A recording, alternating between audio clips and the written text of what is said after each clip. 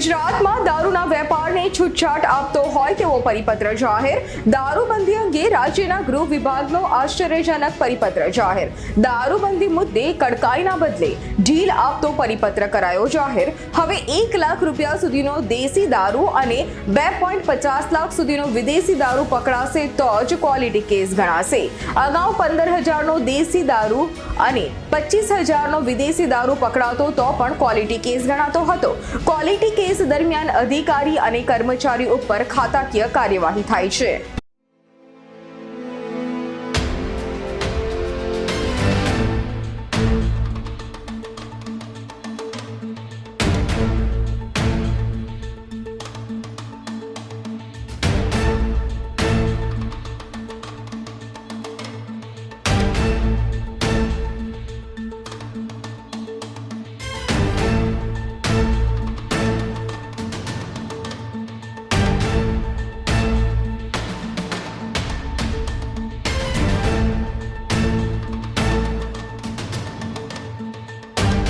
અમારી તમામ માહિતીથી અપડેટ રહેવા માટે જોડાયેલા રહો S9 ન્યૂઝ સાથે.